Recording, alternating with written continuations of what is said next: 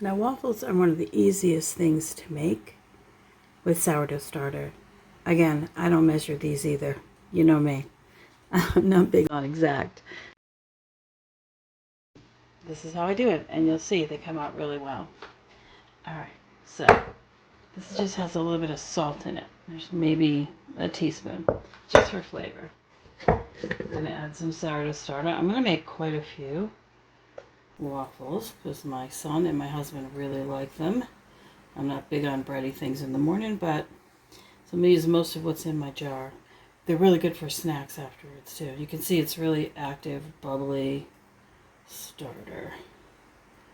Alright, most of what's in my jar, I'll refill to feed that later. I don't know if you can see it, but I have a big mess on the counter over there. I've been making homemade crayons, so. Alright, so to my starter. I don't know if you can see that really well in there. See, it's really bubbly and active. Alright, we're going to add a couple tablespoons of sugar, butter. This is about a cup of flour. I'm going to add another half a cup. Okay, it's more like 3/4. A little bit of homemade vanilla. Add more beans. Add more. I use bourbon, not vodka. I just really like the flavor better. And this is apple pie spice. You can add pumpkin pie spice. I'm going to add quite a bit because there's a little bit of sugar in this. And it, again, is a lot of waffles. I'm going to mix this first, see how thick it is, add water if I need to, and then I'll add baking soda. You can add milk, you can add water. I'm going to add a couple of eggs as well. Again, it's a lot of waffles, so I'm going to add 3 eggs from our hens. Oops. Got half that on my counter, but it's okay. Raw eggs, but dirty chicken, so I'm going to wash my hands. I'm going to just clean that up.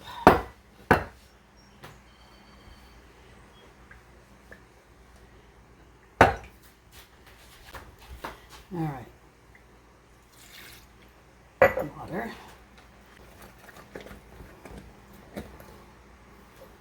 I just want to make sure the eggs and the butter are all mixed into that batter.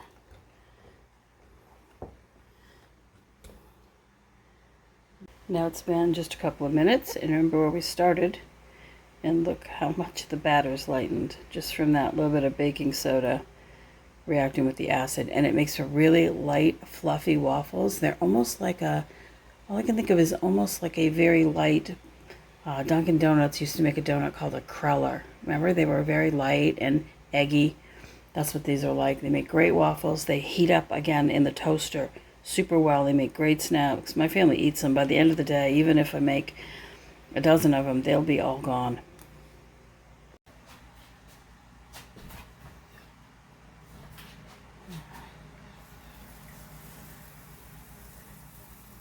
I always try not to make too big a mess because I have to clean the waffle maker, but it's pretty.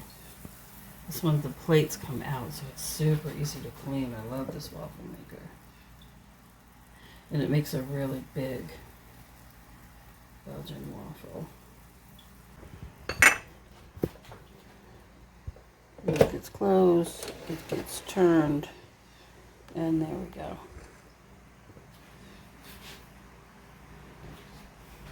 With the waffle maker, you let the thing stay undisturbed, closed, until all that steam, see all that steam coming off right there?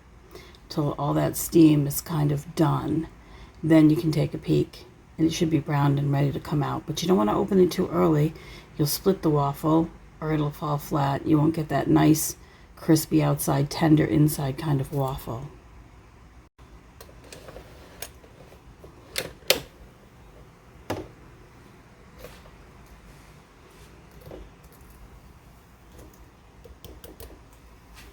See, it's not floppy. It's firm, but it's not dry.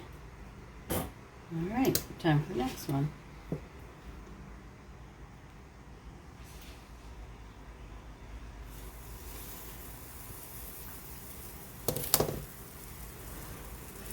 You can see how light that batter is, I think. Here, let me get you a little bit closer. You can see how light that is. I'm just going to spread it out.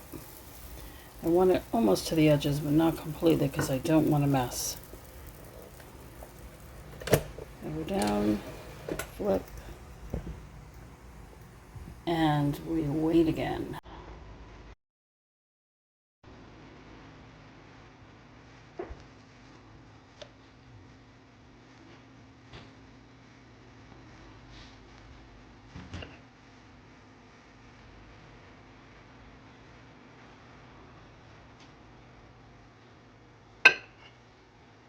And that is all we have left.